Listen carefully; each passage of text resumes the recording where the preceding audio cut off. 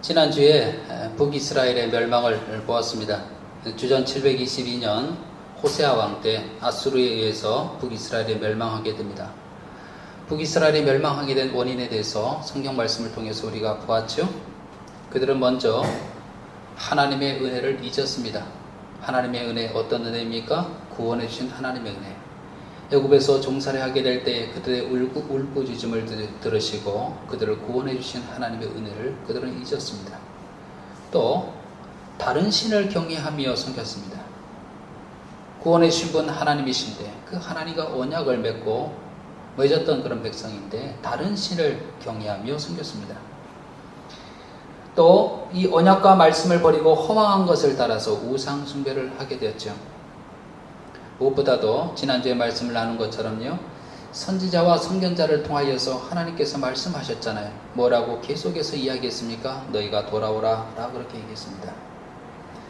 사랑하는 이를 향하여서 말하시는 하나님의 외침, 돌아오라, 돌이키라 라고 하는 부르심에 그들이 목을 곧게 하고 교만하고 그냥 자기 뜻대로 가는 겁니다.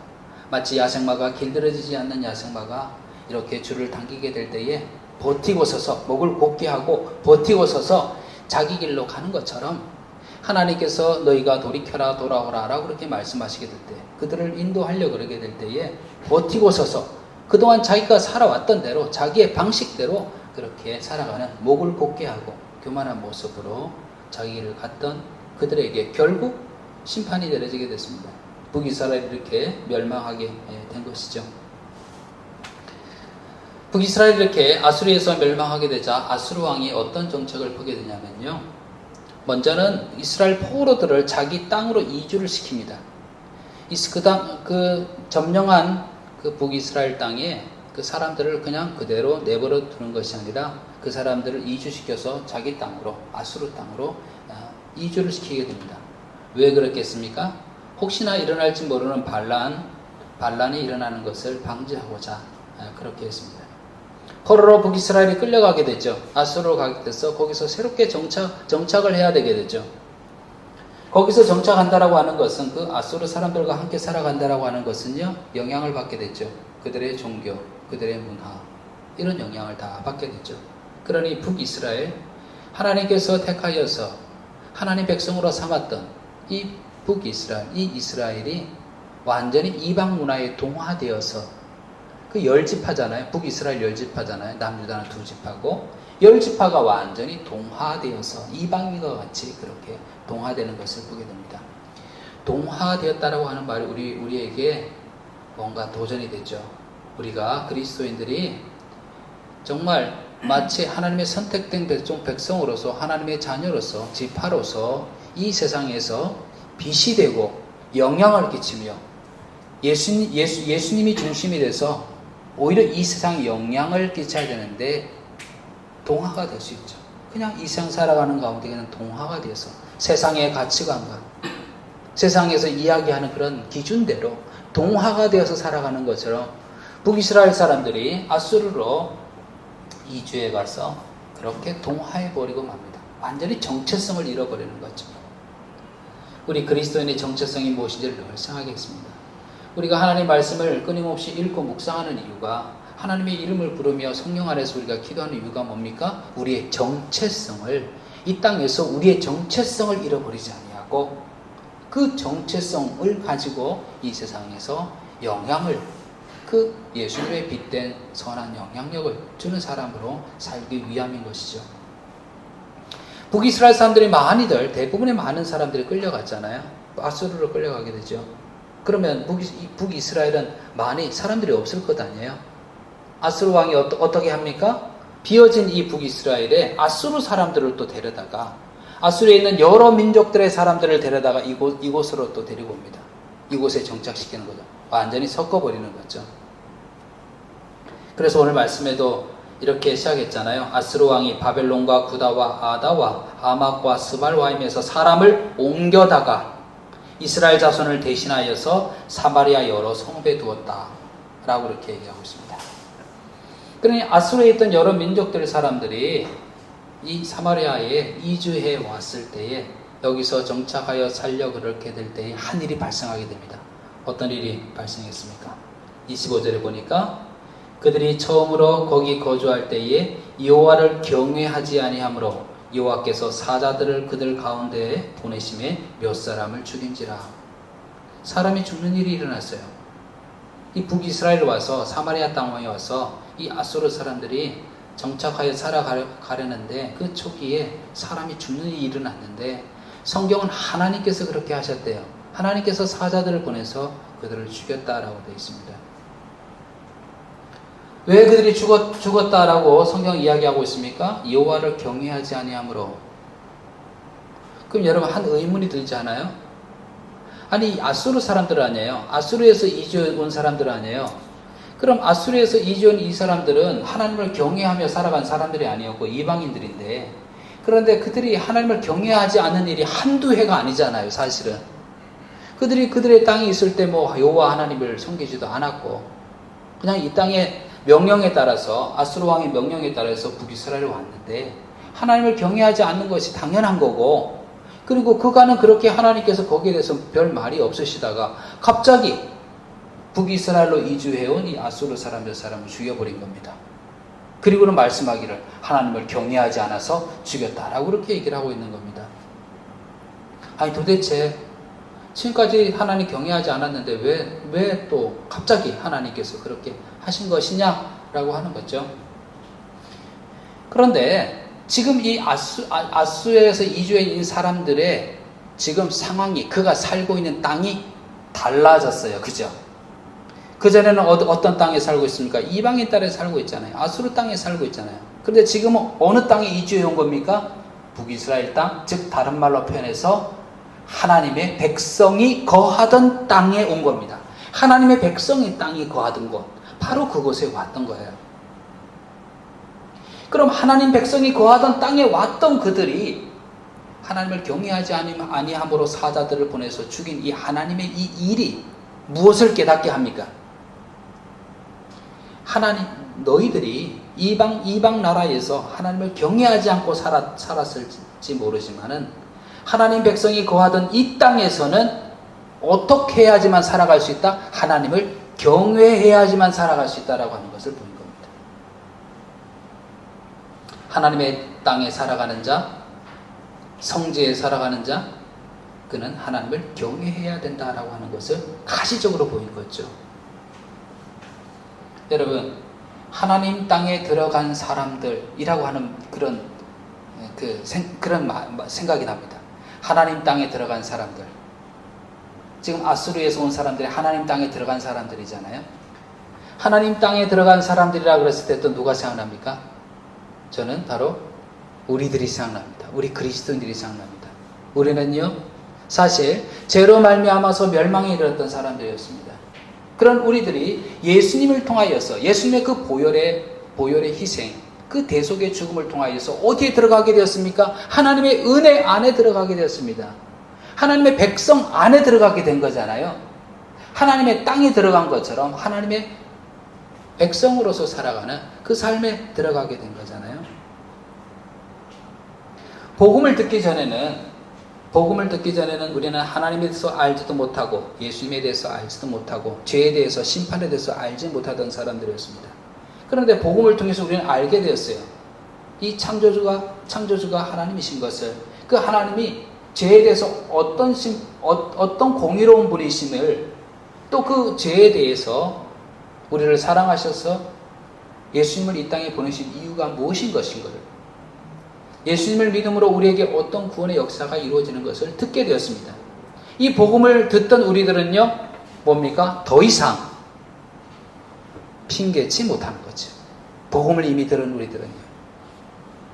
사도행전 말씀해 보게 되면요, 이런 말씀이 있습니다. 사도행전 17장 말씀해 보게 되니, 알지 못하던 시대에는 하나님이 관가하셨거니와 이제는 어디든지 사람에게 다 명하여 회개하라 하셨으니, 알지 못하던 때에는, 복음을 듣지 아니했던 그 때에는 하나님께서 마치 관가하신 것처럼, 그냥 참으신 것처럼 그냥 내버려 주셨다는 거죠.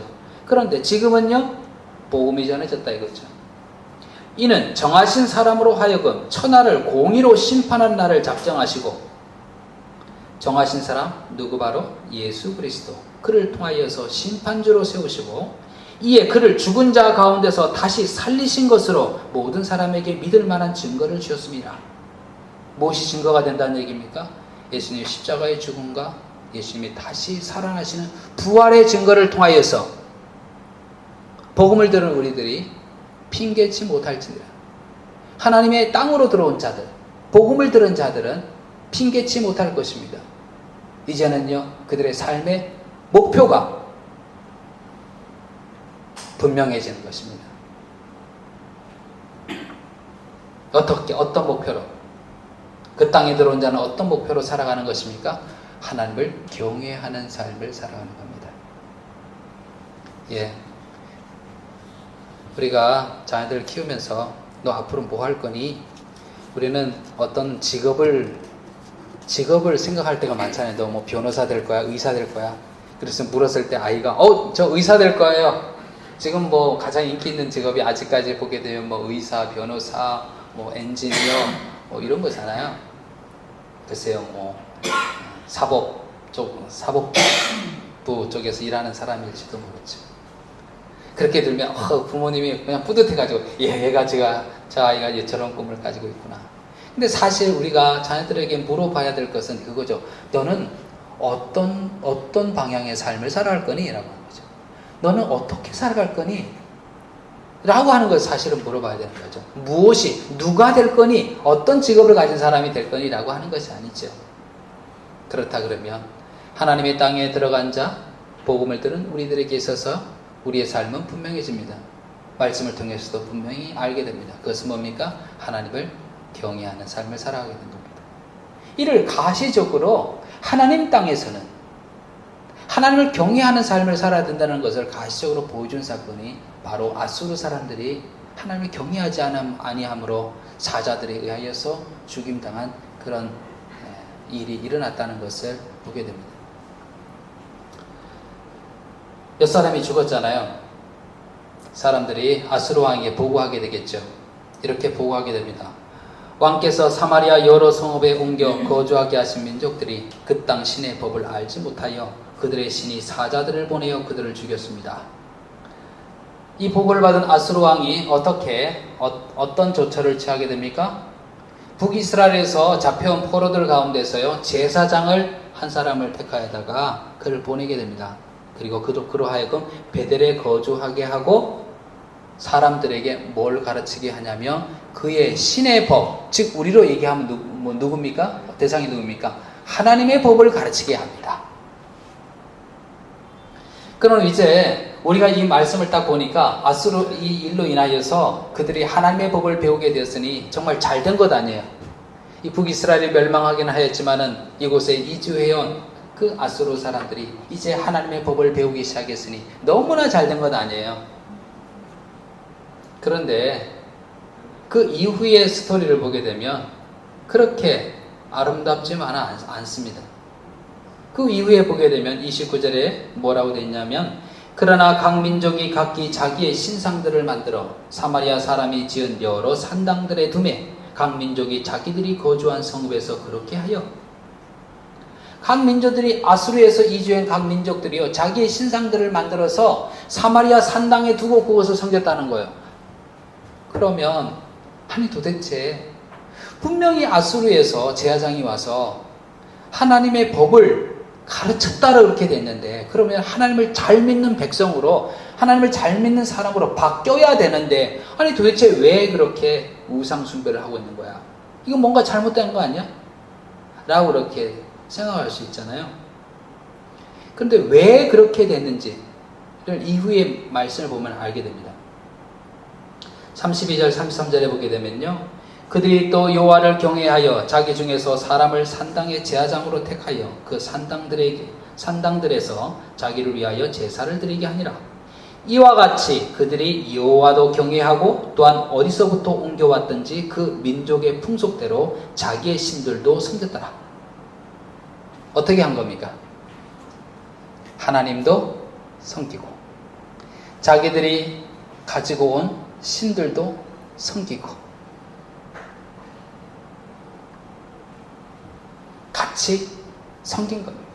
겸하여 섬긴 겁니다. 여호와 하나님과 우상을 함께 섬기는 종교 혼합주의가 되어버린 겁니다. 이것이 바로 사마리아에서 생겨난 종교 혼합주의입니다.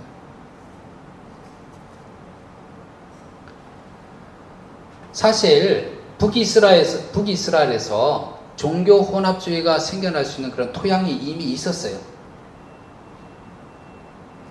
북이스라엘과 남유다로 나뉘어지게 될 때에 북이스라엘이 사람들이 남유다로 내려가서 예루살렘 성전으로 가는 것을 방조하기 위해서 어떻게 했습니까? 베델과 단에 제단을 만들었잖아요. 그리고 송아지 우상을 만들었잖아요. 송아지 우상을 섬기는 것으로 하나님을 섬기는 것을 대신했습니다. 그런 토양 위에서 이후에 새로 들어온 여러 이방인들의 종교를 쉽게 받아들이게 된 겁니다. 예배의 중심지 예루살렘을 포기했을 때에, 그리고 자기들 나름대로의 그런 모습으로 하나님을 섬기려고 했을 때에 이방 종교들이 쉽게 들어와서 자리를 잡게 된 거죠. 제가 성지순례를 갔을 때에 그 성경에 나오는 그리심산 있잖아요. 그리심산을 가서 거기 한참 머물렀습니다. 거기 아주 평편한 그런 그 바위라 그래야 되나? 평편한 그 돌로 된 그런 넓은 공터가 있는데, 여기서 사마리아 사람들이 1년에 한 번씩 6월절에 정말 양을 잡아요. 정말 대대적인 행사가 되는 거예요. 그리고 실제로 이 사마리아에 가서 사마리아에 대대로 내려온 제사장들이 있는데, 지금의 제사장도 만났어요. 그분도 만나서 그분하고 사진도 찍고, 사마리아 그 두루마리 성경이 있더라고요. 사마리아 두루마리 성경도 이렇게 보여주고 그런 거예요. 많이 남지는 않았지만 그 사마리아인들이, 그 후손들이 거기에 이렇게 있는 거예요. 그리고 본인들의 어떤 그 신앙의 여러 가지 모습들을 또 이렇게 보여주는 그런 박물관도 있고 그러는 거예요. 그들이 그리심산의 거룩한 터전을 잡고 여호와와 우상과 함께 섬기는 종교 혼합주의의 길을 걸어가게 된 것입니다. 이 혼합주의를 가져온, 종교 혼합주의를 가져온 토양이 무엇이었다고요? 무엇을 포기하게 됐을 때? 예루살렘 성전에서 예배하는 것, 오직 예루살렘 성전에서 예배하는 것을 포기하게 되었을 때 혼합주의가 들어오게 된 겁니다. 그럼 이런 생각을 하게 됩니다. 지금 이 세상을 살아가는 우리에게 있어서도 우리 속에 신앙의 혼합주의가 들어올 수 있는 그런 혼합주의가 들어올 수 있도록 길을 열어주는, 거기에 빠질 수 있는 시작은 뭐냐면은 뭘 포기할 때냐면 여호와 하나님이 오직 참 하나님이시라는 신앙을 포기할 때, 오직 예수님이 구원자시라고 하는 것을 포기하게 될 때에 혼합주의가 확 들어오게 되는 거죠. 여러분, 종교 다원주의라고 하는 그런 얘기 혹시 들어본지 모르겠지만요, 요약하면 이런 것이죠. 다 종교들마다 각기 진리가 있다. 그 나름대로의 그 길 따라, 그 진리 따라 믿으면 다 구원이 있다. 그들 나름대로 구원이 있다. 그러면서 비유를 이렇게 들 수 있는 거예요. 어느 산을 등산하게 될 때에 등산로가 여러 가지가 있을 수 있잖아요. 그 길이 등산로가 여러 가지일 수가 있는데, 꼭대기에 올라가게 되면 정상에 다 도달하는 것처럼 각 가지고 있는 종교들이 진리를 가지고 있으며 다 올라가다 보게 되면 꼭대기에서 똑같이 만난다. 다 구원을 받을 수 있다. 여러분 어떻게 들리세요? 어쩌면 이렇게 아주 제너러스하고 얼마나 이렇게 사람을 품는 것 같고 그렇잖아요. 너 믿는 종교 진리가 있을 수 있어. 너 거기에도 진리가 있을 수 있어. 우리 같이 진리를 찾는 사람들끼리 잘해보자. 잘 지내자. 나도 진리의 한 부분을 감당하고 있으니 나는 이 길을 가련다. 너는 그 길을 가고 우리 정상에서 만나보자. 이렇게 되는 거죠. 근데 여러분, 우리가 이 세상을 살아가는 가운데 사람을 포용하며 살아야 될 것은 너무나 당연합니다. 왜냐하면 성경에서도 할 수 있거든요. 모든 사람과 모든 사람을 용납하고 함께 잘 지내라 그렇게 얘기를 했으니까. 모든 사람과 평화를 이루라 그래, 화평을 이루라라고 그렇게 말씀하셨으니까요. 그래서요, 우리는 뭐 언어가 달라도 문화가 달라도 피부색이 달라도 각기 개성을 가진 사람들이 다른 개성들이 있어도 우리는요 포용력을 가지고 대해야 됩니다. 왜냐하면 우리는 하나님의 형상을 따라 지음받은 존재 아닙니까? 모든 거룩함이 그 고기성이 모든 사람에게 있은즉 다 포용하며 지내야 되죠. 그런데 진리에 있어서는 어떠냐라고 하는 겁니다.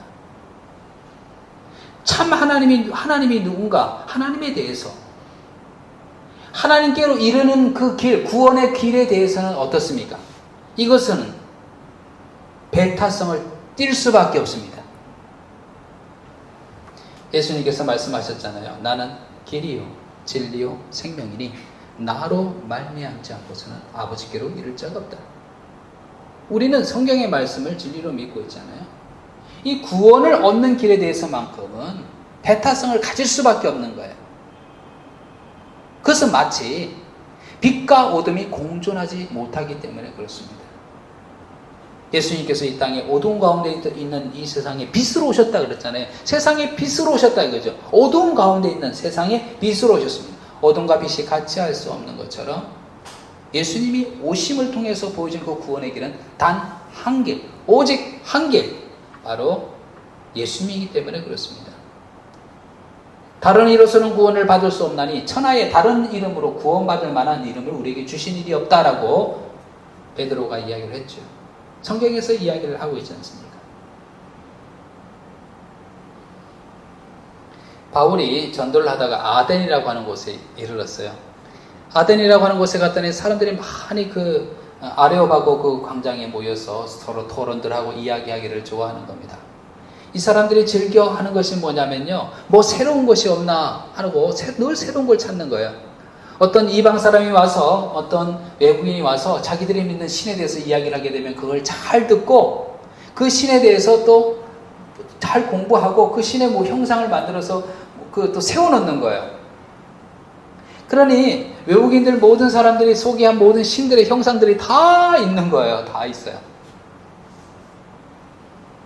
마치 포용력이 있어요. 너무 포용력이 있어요. 그들은 모든 신들을 다 좋게 받아들이고 그것을 섬기는 거예요. 혹시나 그들이 모르는 신이 있을까 하여서 알지 못하는 신이다 라고 하는 것도 이렇게 세워놓은 거예요. 그 제단도 만들어 놓은 거예요. 알지 못하는 신이다. 얼마나 포용력이 있는 것 같아요. 이것이 정말 선한 포용력이라고 그렇게 이야기할 수 있습니까? 그럴 수 없습니다. 바울은요, 아덴에 이르렀을 때에 그것을 보고 성경 말씀을 보니까 마음에 화가 났대요. 왜냐하면 이 세상을 창조하신 분 하나님이시고 영광을 받으실 분 하나님이신데 정말 허망한 신들의 그 신상들을 세워놓고 사람들이 그것을 숭배하고 있으니 말입니다. 섬기고 있으니 말입니다. 그래서 그들에게 바울이 설교를 하게 되잖아요. 우주와 그 가운데 있는 만물을 지으신 하나님께서는 천지의 주제시니 천지의 이상을 창조하신 분은 한 분 하나님이시다라고 그들을 향하여서 말씀을 선포하고 있습니다. 그리고 구원에 이르는 길, 죄인된 우리들이 구원에 이르는 그 길, 유일한 그 길이 누구인지를 또 바울은 그들에게 선포하고 있습니다. 아까 말씀드린 것처럼요, 이는 정하신 사람으로 하여금 천하를 공의로 심판할 날을 작정하시고 이에 그를 죽은 자 가운데서 다시 살리신 것으로 모든 사람에게 믿을 만한 증거를 주셨습니다 라고 얘기했던 바로 예수 그리스도, 그분이 그분이 증거가 되어서, 그분의 부활이 증거가 되어서 그 예수님만이 오직 구원의 길이라는 것을 바울은 그들에게 선포했습니다. 여러분, 우리가 살고 있는 이 세상 가운데서도 일단 여러 종교들이 있죠. 그들이 많이 믿는 신들이 있잖아요. 이런 다종교적인 그런 상황,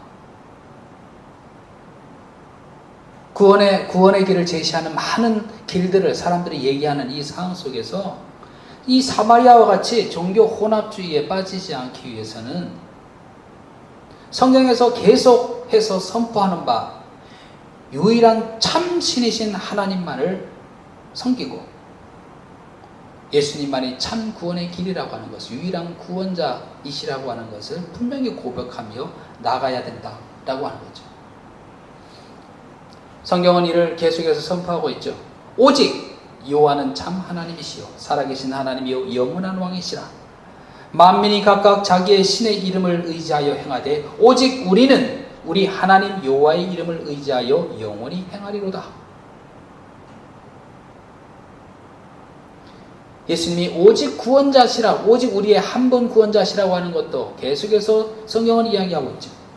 하나님이 우리를 세우심은 노하심에 이르게 하심이 아니요 오직 우리 주 예수 그리스도로 말미암아 구원을 받게 하렸습니다. 오직 한 길, 구원의 길 예수 그리스도를 선포하는 그 증언자가 바로 우리라는 것을 또 보여주고 있죠.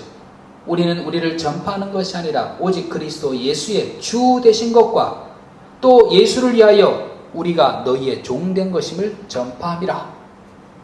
우리는 예수님의 종이 되어서 오직 유일한 구원의 길 예수님을 전파하는 것이 우리의 사명이다 라고 하는 것을 말씀하고 있는 거죠.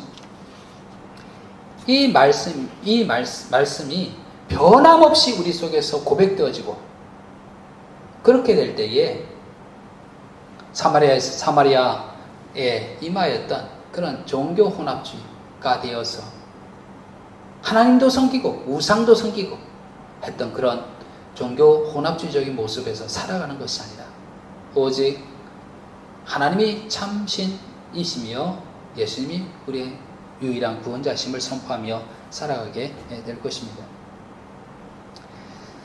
종교 혼합주의를 생각하게 될 때에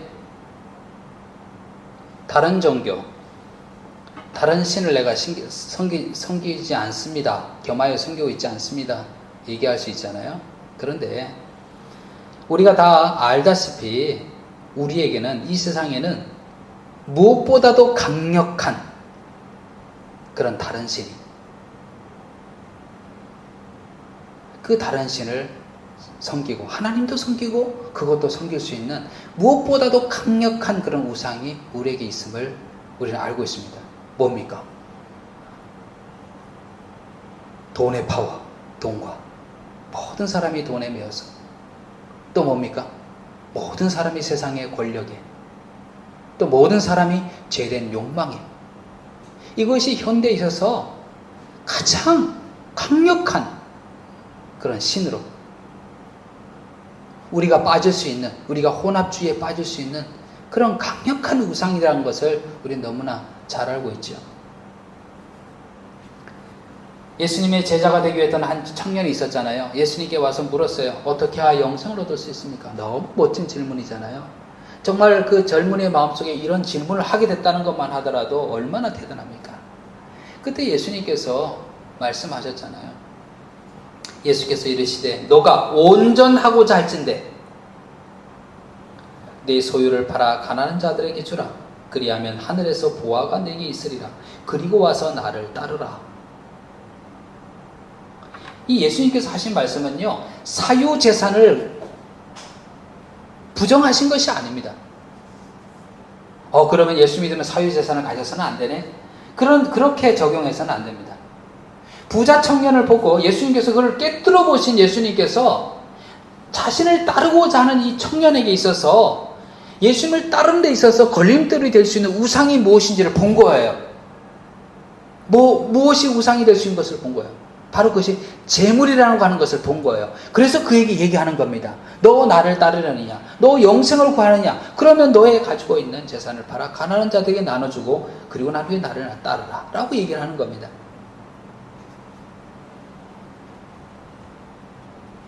아니나 다를까 결과가 어떻게 나왔습니까? 예수님에 대해서 영생에 대해서 물었던 이런 멋진 고상한 질문을 했던 청년이요, 성경 말씀을 그대로 얘기하자면 그가 가진 곳이 많음으로 고민하여 돌아갔더라. 거기 딱 걸리는 거예요. 예수님 따르는 것보다 여기에 딱 걸려버리는 거예요. 이 청년만의 이야기가 아니죠. 그죠? 우리 너무나 공감하잖아요. 그죠? 이 세상에서 돈의 힘이라고 하는 것이, 이 재물의 힘이라고 하는 것이 얼마나 큰지를, 이것이 사람의 마음을 흔들고 걱정하게 만들고 두려움에 빠지게 만들고 나의 영혼을 팔아서라도 그것을 차지하고픈 그렇게 만들 수 있는 우상이 바로 돈 아닙니까? 돈을 또 좀 충족한 사람 권세욕이 있게 되죠. 권력, 내 앞에서 사람이 굽신거리고 내 앞에서 사람들이 나를 존경하고 나를 우러러보고 인기를 누리고 그거에 대한 또 갈망을 가지게 되죠. 그렇게 인기를 누리던 사람이 어느 날인가 사람들이 나에게 관심을 갖지 않고 나의 이름을 거명하지 않고 그렇게 될 때 마음에 상실감이 확 들면서 심지어는 자살까지 하는 경우도 있잖아요. 그런 연예인들도 있을 수 있잖아요. 세상 사는 게 뭐 의미가 있겠어? 그러면서 죄된 쾌락을 찾아서 살아가는 경우가 얼마나 많습니까? 문제는 말이에요. 마치 이 사마리아에서 하나님과 그들의 우상을 겸하여 섬겼던 것처럼 하나님도 섬기면서 이 세상의 우상도 섬길 수 있다라고 하는 거죠. 예수님이 서기관과 바리새인들에서 이야기하게 될 때에 대해서 말씀하셨는데 서기관과 바리새인들을 보게 되면요, 겉으로 보기에는 얼마나 그들처럼 경건한 사람이 없는지 몰라요. 늘 말씀을 보며 연구하고 말씀을 필사하고 그랬던 사람들, 토시 하나라도 틀리지 아니하고 그 말씀대로 지키려고 노력했던 사람들, 바로 그들이 서기관과 바리새인들이에요. 사람들 보기에 얼마나 경건하게 보여요.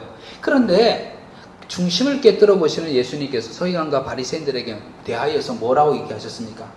화 있을진저 외식하는 서기관들과 바리새인들이여 장과 대접의 겉은 깨끗이 하되 그 안에는 탐욕과 방탕으로 가득하게 하는도다. 깨끗하게 보여요. 겉은 마치 장과 대접이 겉이 깨끗한 것처럼 깨끗하게 보여요. 경건하게 보였어요. 근데 그 안에는 뭐가 가득하다고 됐습니까? 탐욕과 방탕으로 가득하대. 중심을 딱 봤더니 하나님을 정말 철저하게 잘 믿는 것처럼 그렇게 보였지만은 사실은 뭡니까? 겸하여 섬기고 있어요. 세상에서 가질 수 있는 탐욕과 방탕을. 이와 같이 너희도 겉으로는 사람에게 옳게 보이되 안으로는 외식과 불법이 가득하도다. 사람의 겉으로는 옳게 보였는데 그 안을 보니 외식과 겉과 속이 다른 거죠. 불법이 가득하도다. 결국 예수님이 중심을 깨뜨려 보게 될 때 그들은요, 신앙의 혼합주의에 있는 겁니다. 하나님도 섬기고 세상도 섬기고. 사마리아의 모습과 사실 똑같은 거죠. 성경을 보게 되면 예수님께서 오실 때가 가까울 때일수록 나타나는 그런 징후가 있습니다. 사회가 어떻게 바뀔지, 사람들 사이에 어떻게 바뀔지, 여기에 대해서 성경 분명히 이야기를 하고 있습니다. 너는 이것을 알라. 말세에 고통하는 때가 이르러. 주님 다시 올 때죠. 올 때가 이르게 될 때 어떤 징조가 나타나게 됩니까? 사람들이 자기를 사랑하며 돈을 사랑하며 자랑하며 교만하며 비방하며 부모를 거역하며 감사하지 아니하며 거룩하지 아니하며 무정하며 원통함을 풀지 아니하고 모함하며 절제하지 못하며 사나우며 선한 것을 좋아하지 아니하며 배신하며 조급하며 자만하며 쾌락 사랑하기를 하나님 사랑하는 것보다 더하며 경건의 모양은 있으나 경건의 능력은 부인하니 이 같은 자들에게서 내가 돌아서라. 마지막 때가 올수록, 예수님 다시 오시는 마지막 때가 올수록 세상이 하나님 믿는 그런 겉모습은 있는데 경건의 능력은 상실한, 세상과 겸하여서 세상 것으로 가득한 이런 세상의 우상으로 가득한 모습일 것이다 라고 이야기하고 있습니다. 사도 요한은 이런 세상 속에서 그리스도인들이 어떻게 살라라고 이야기하고 있습니까? 이 세상이나 세상에 있는 것들을 사랑하지 말라. 누구든지 세상을 사랑하면 아버지의 사랑이 그 안에 있지 아니하니 이는 세상에 있는 모든 것이 육신의 정욕과 안목의 정욕과 이생의 자랑이니 다 아버지께로 온 것이 아니요 세상으로부터 온 것이라. 이 세상도 그 정욕도 지나가되 오직 하나님의 뜻을 행하는 자는 영원히 거하느니라. 세상의 우상을 겸하여 섬기지 말고 그것에게서 떠나가라 라고 이야기를 하고 있습니다. 오직 하나님의 뜻을 행하는 자가 되라 라고 말씀하고 있습니다. 그러니까 여러분, 우리가 인터넷을 보고 TV를 보고 또 사람들을 만나고 이 사회를 볼진데 계속해서 변해가는 시대의 풍조가 있잖아요. 시대의 풍조에 따라서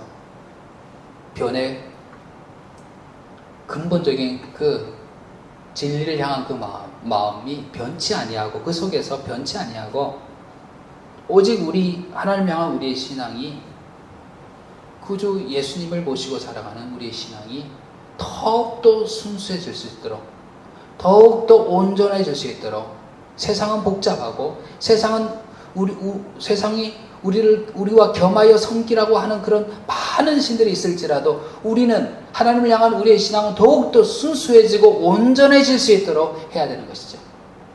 그것이 아주 아무것도 모르는 그냥 순박한 그런 의미의 신앙이 아니라 그 순수함을, 그 온전함을 나의 주가 누구신지, 내가 섬기는 자가 누구신지 나의 정체성을 분명히 하는 그런 순수함, 그런 온전함을 지켜나가야 되는 거죠. 세상이 혼잡할수록 더욱더 그래야 되는 거죠. 신앙의 선조를 이야기하게 될 때 성경은요, 다 이 온전함과 순수함, 순전함을 이야기하고 있습니다. 욥 아시잖아요? 욥에 대해서 처음 설명할 때 뭐라고 얘기하는지 아세요? 우스 땅에 욥이라고 불리는 사람이 있었는데 그 사람은 온전하고 정직하여 하나님을 경외하고 악에서 떠난 자더라. 온전하고 정직하여. 노아 있잖아요. 노아에 대해서 이렇게 얘기하고 있습니다. 이것은 노아의 족본이라. 노아는 의인이요 당대의 완전한 자라. 그는 하나님과 동행하였으며 온전하고 정직하고 완전하다. 이거는 우리가 어떤 잘못도 행하지 않는 완벽한 흠없는 사람이 되라라고 하는 의미가 아니잖아요. 하나님, 신앙의 대상인 하나님 앞에서 온전하다, 순전하다라고 하는 것은 어떤 과오를 범하지 않는 완벽한 그런 사람이라는 얘기가 아니라 그 하나님을 향한 순수한 그 마음이 온전히 그분만을 섬기기로, 그분만을 따르기로 한 그 마음이, 그 마음을 보게 될 때 그것이 순전하고 완전하다는 얘기입니다.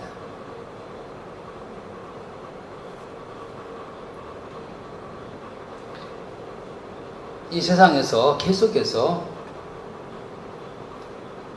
하나님도 섬기고 세상의 것도 섬길 수 있는 그런 혼합주의적인 신앙이 가득할 수 있는 이 세상 속에서 더욱더 우리에게 필요한 것은 이 온전하고 정직하고 완전함으로 우리의 사랑의 대상이신, 경배의 대상이신 그 하나님을 향한 순전한 마음, 이 마음을 지켜 나가야 된다는 것을 우리는 알게 됩니다.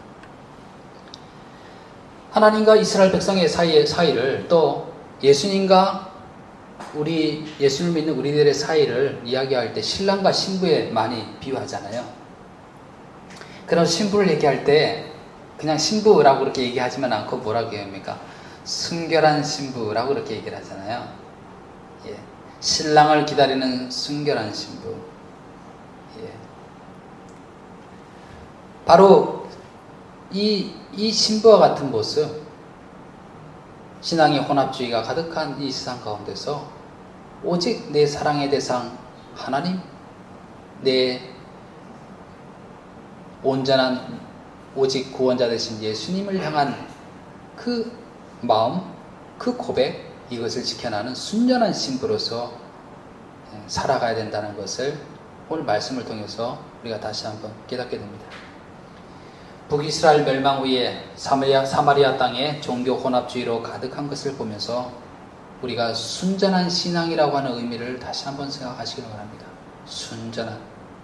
순전한 신앙이라는 의미를 다시 한번 생각하시고요. 또 내가 주님 앞에서 순결한 신부로 살아간다라고 하는 것이 무엇인지를 다시 한번 꼼꼼히 생각하시는 가운데 이 세상에 있는 것들 가운데 그 어느 것도 하나님과 겸하여 섬기지 아니하고 오직 하나님만을 섬기며 하나님의 사람으로 더욱더 온전케 서나갈 수 있는 그런 저와 여러분이 되시기를 간절히 축원을 드립니다.